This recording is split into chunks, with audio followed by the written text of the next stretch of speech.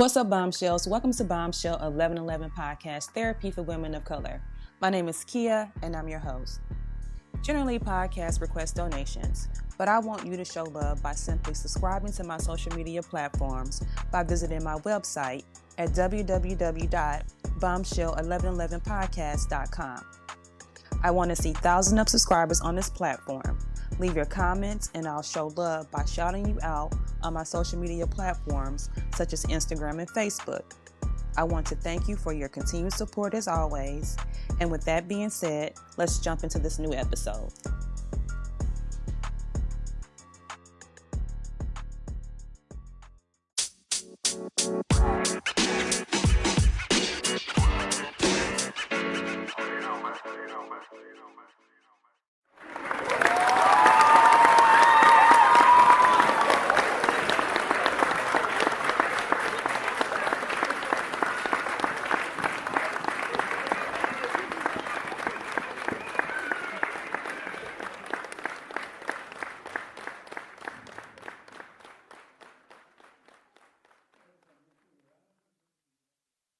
Hi, I'm Salenna Green, and I'll be dropping bombs at the Bombshell 1111. Welcome back, you guys, to Bombshell 1111 Podcast. I'm Kia, and I'm your host. Tonight, you guys will be talking about healing on your self-love journey with our special guest, Salenna. So without further ado, you guys, let's jump right into it, Bombshells.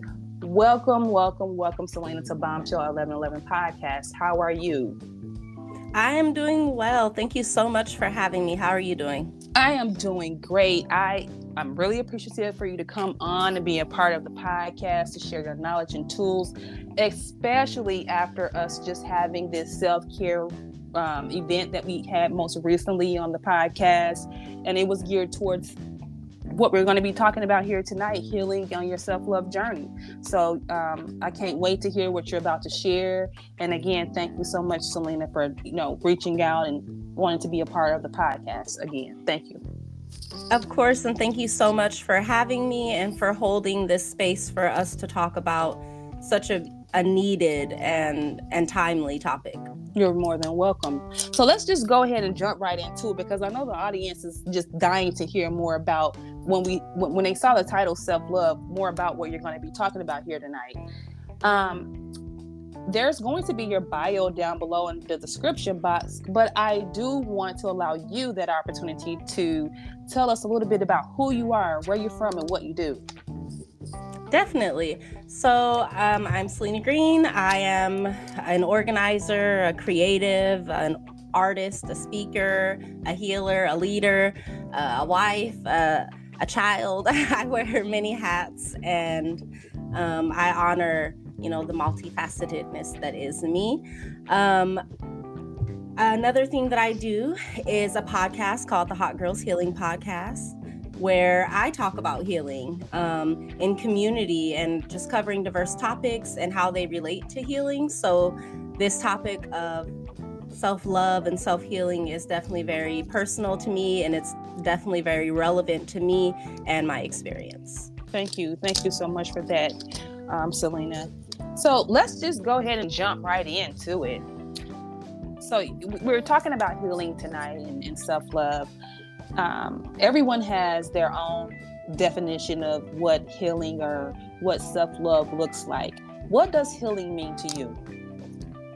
Wow. I don't think I've been asked that. What does healing mean to me?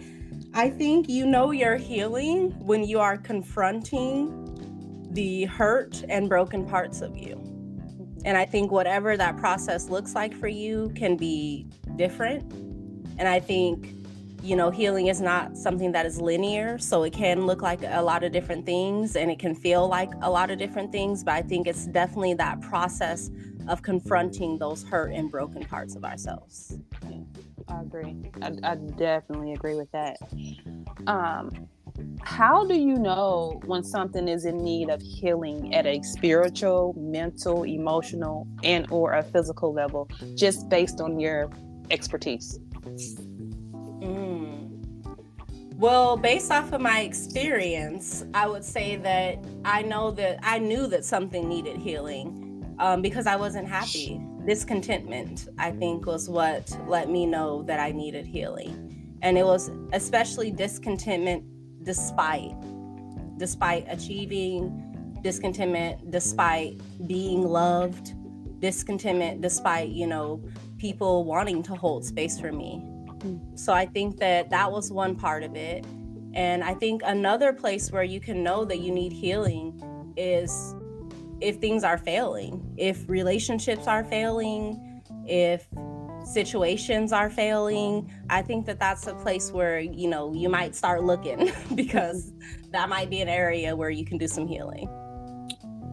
And in saying that, what different types of techniques, forms, tips or tricks that you have utilized before or even now in the past to help you on your healing journey?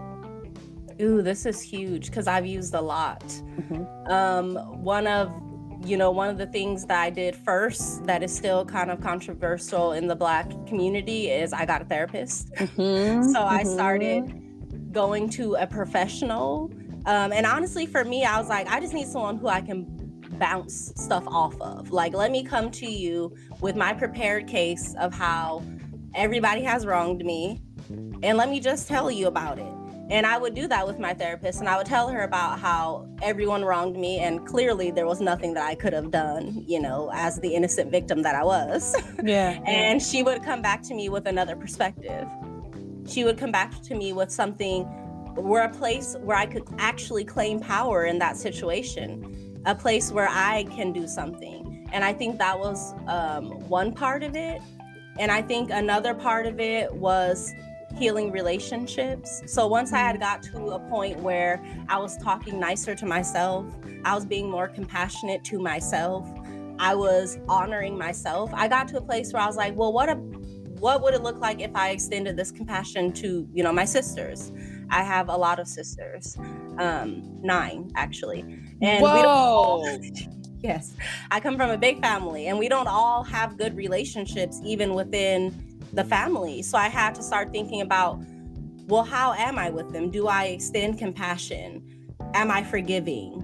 And these are things that I then started working on, not only with myself, but with other people. How can I honor their boundaries the way that I want to honor my boundaries? And I really start to see my relationships change, and I didn't have these escalated moments or these super dramatic blowouts. Like, they started to reduce. And so seeing these different outcomes from my own change behavior, even if somebody else is still sitting in their shit, that was where I really started to see power. And I started to say, ooh, so maybe there is something to me being able to regulate my emotions. Maybe there's something to me being able to say, this is becoming too much for me. So before I step outside of how I want to carry myself, I'm going to leave this situation.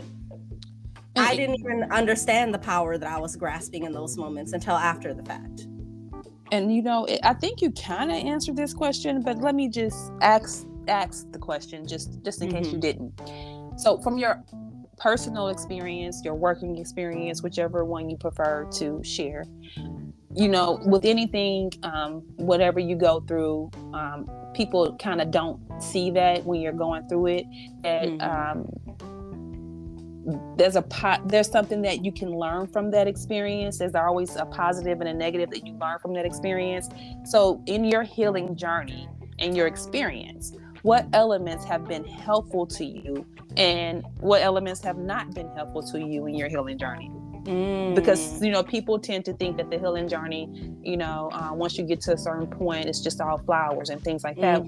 But it's not, because things tend to come back up once you think that you're healed. Ooh, that is so real. Like, shoot, my for real healing journey started because I thought I was healed, and then I found out that I was not.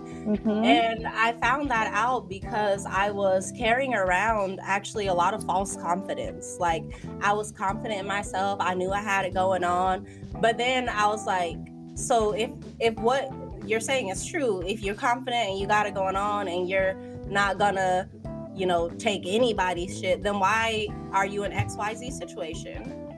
Why is ABC happening to you? So I really had to think, okay, so if everything that I'm saying is true, then why does my life look like what it looks like? And not to say that my whole life was a mess or anything, to a certain level, yeah, I was still okay.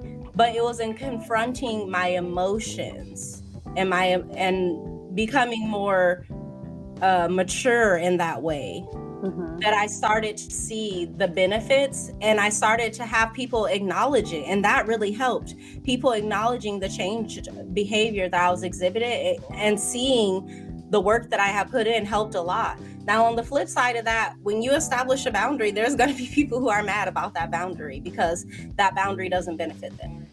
Okay, yeah. And that's the part that really challenged the people pleaser in myself that I did not know was there. It turned out that all that confidence that I thought I had to begin with was just built around doing what people told me to do and then them being happy because I did that. So when I really started to challenge that and say, Salenna, what do you want to do? What brings you happiness? How can you stop overextending yourself in a way that leads to you resenting people and take responsibility for that? That did come with some conflicts. Yes, it did, because then you're no longer people pleasing, and that don't make everybody happy. So the next couple of questions the next question I have for you is a two-part question, Salenna. What has healing taught you, or what do you believe healing teaches us? And then the second part of that question is, what do you believe is the power of healing? I think that healing really does teach us compassion, for real. Compassion for ourselves and compassion for others. Because I had such a higher level of understanding once I really started engaging actively with healing. And an ability to, when people say I match energy. Yeah. I begin to have the power to not match energy with healing. And that's the power in it. The power is that you get to decide how you walk through the world. Nobody controls you. If somebody triggers you, that don't have you acting out of pocket, because you know how to cope and you know how to address your triggers. It's really power. Self-control is what I feel like I've gained even more, because now I have more emotional intelligence, more emotional regulation. And that's really a power. It's a power to say I'm in control of my emotions. And something can upset me, but that doesn't have to dictate how I behave. Or it doesn't have to change my demeanor. Yes, I'm here for it. I love it. I love it. I love it. I love it. I love it. In saying that, what do you feel is the key to healing? Or is there a key to healing? I would assume that there's several keys. I feel like life is too complicated for it to just be one thing. But I will say the one key that I know of, and I might, find some more, or my answer may change. But right now, one key for sure that I know in my healing has been accountability. Especially and specifically self-accountability. Because if I ain't holding me accountable, you can't hold me accountable. My mama can't hold me accountable. My sister, my brother, my cousin, my auntie, can't nobody hold me accountable if I'm not holding me accountable. Because I'm just going to project. I'm going to deflect. I'm going to make excuses. And then I never have to change. So if it's self-accountability. And there are probably more. Wow. But that's definitely one of them. So now that we've talked a lot about healing, and thank you so much for all that knowledge that you've shared with us. I appreciate that. And thank you for sharing your personal experiences as well. Of course. So let's jump into our next topic before we end our segment here for tonight. I know that you do a lot of work within the community.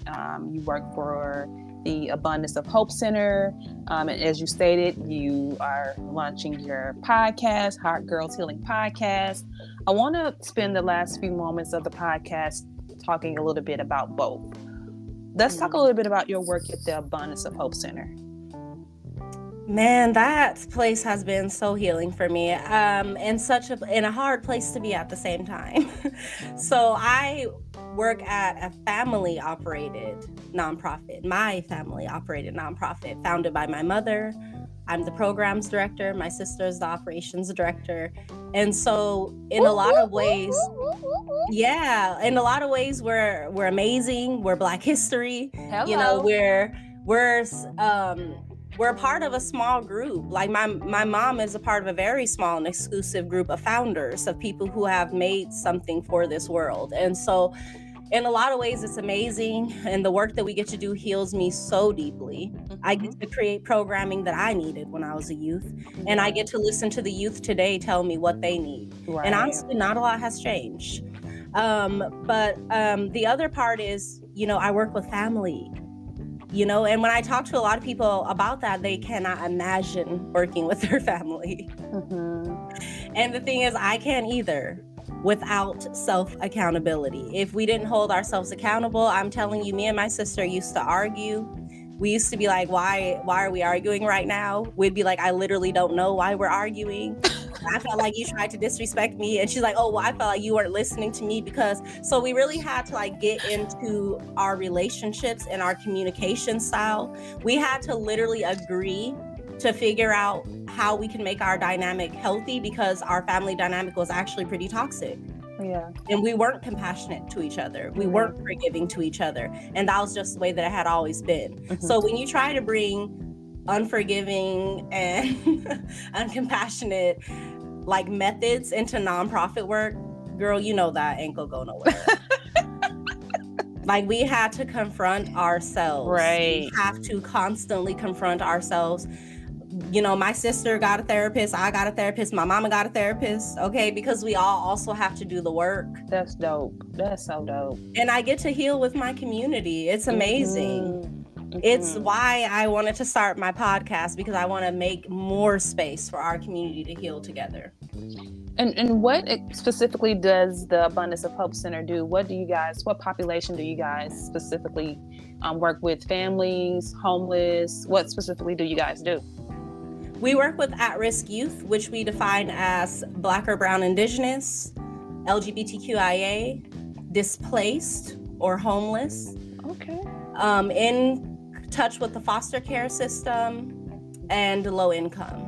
So pretty much anyone who has a vulnerable identity, because we really, we just acknowledge the systems that are at play.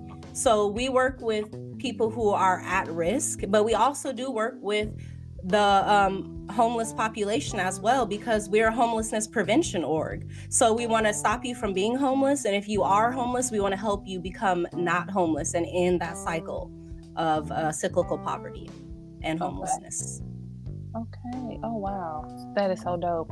Well, I definitely want to congratulate you and your family on your business. I think that's so dope, and that you guys are giving back to the community. And then you guys are part of history. So, you know, I don't know of any agency, whether family operated or not, that don't have their struggles. You know what I mean? Mm-hmm. And so, again, I congratulate you guys, and, you know, hats off to you guys for giving back to the community in such a large way, you know? Yes. I thank you so much for that. It means a lot. Welcome. Yeah. And then it's like the populations that I love working with the most, because those are the populations that need the most help or assistance or an advocacy. So I love that.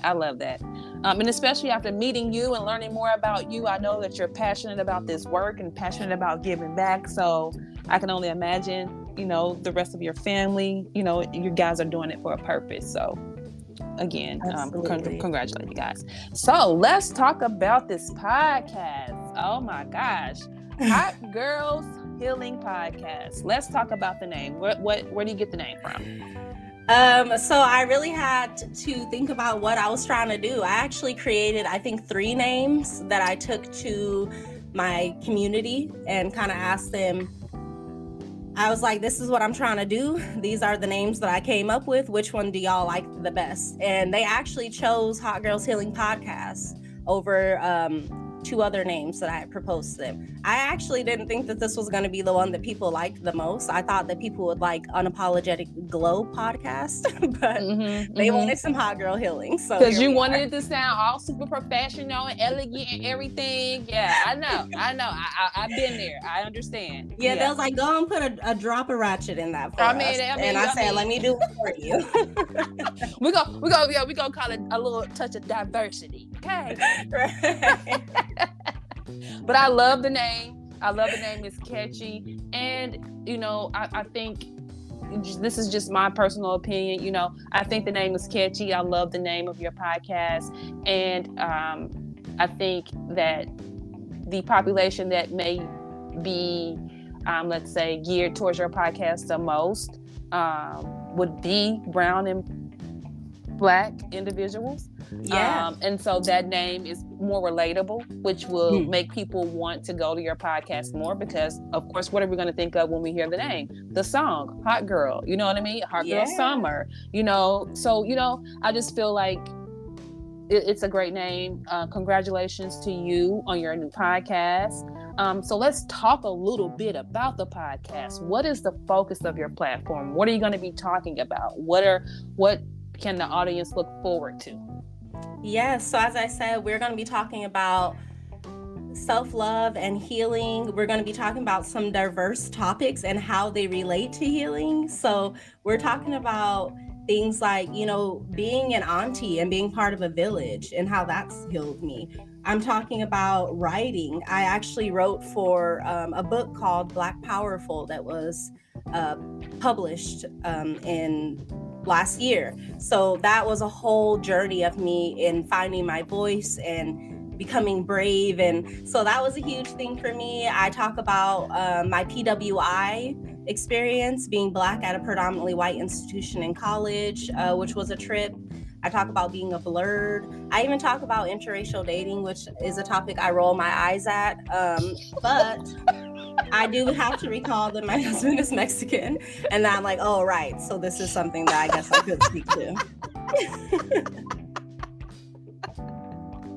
I'm sorry. I'm so sorry.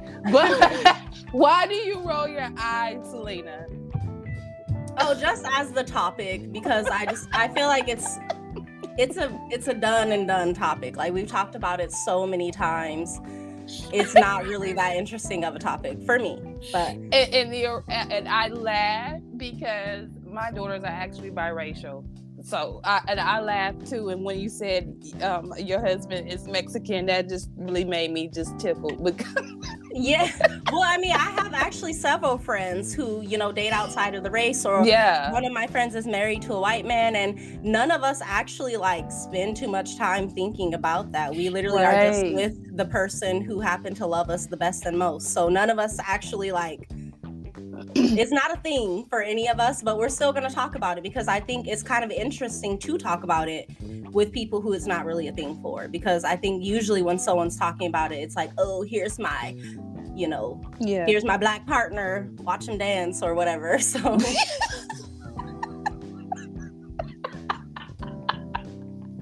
but you know, there's a lot of healing in love. My relationship with my husband really softened me. I realized that I wasn't as good at receiving love as I thought I was. So that's a whole thing. You know, we're good at giving love. Yeah. You know, Black women and femmes, that's one thing we're conditioned and programmed to do. But when it comes to receiving love, I don't think that's something that we are, you know, conditioned to know how to do as much.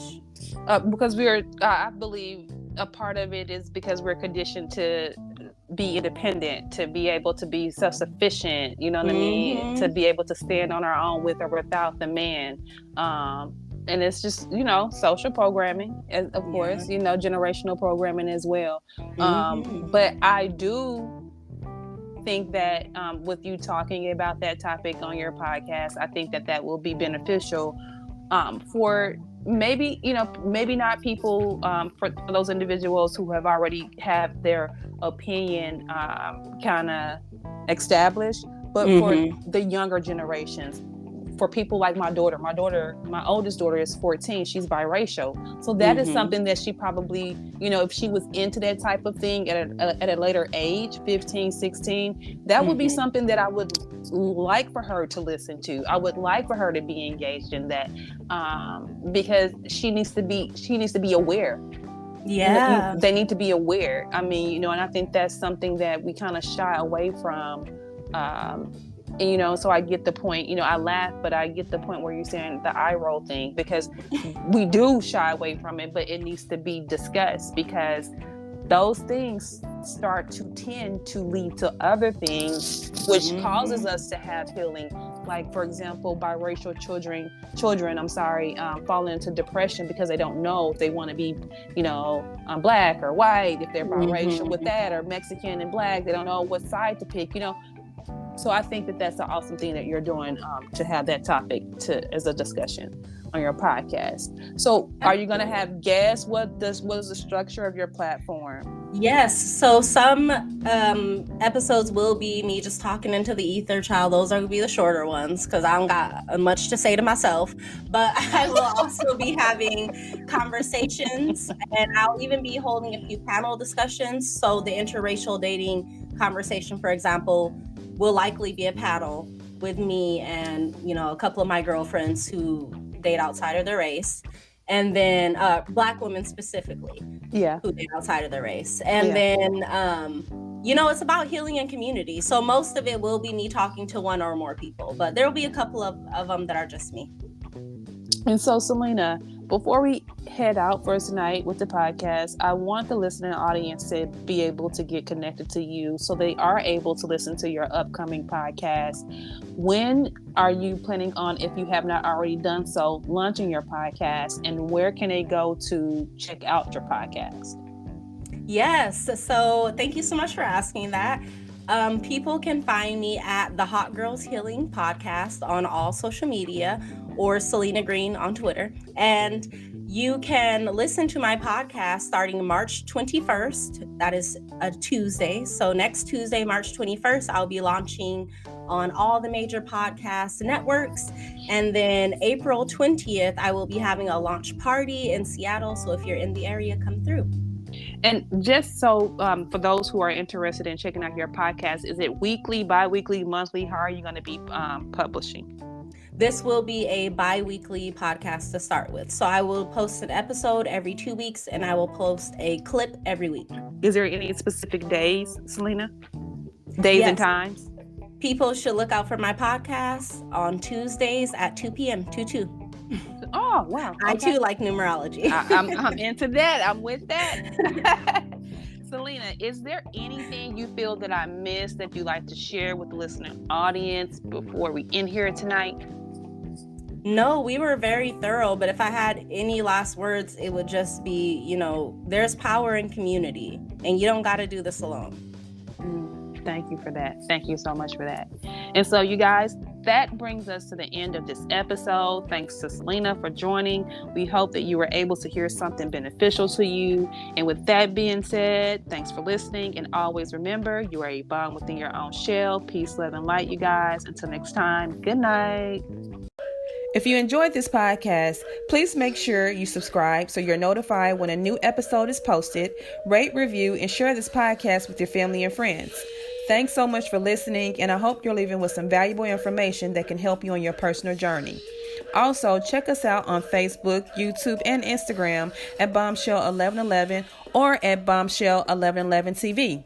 You can also check out our mental health page, Your Health is Your Wealth, on Facebook, which is a page created to inform and support individuals with mental health and other health conditions. And with that being said, always remember, you guys, you are a bomb within your own shell. And until next time, peace, love, and light.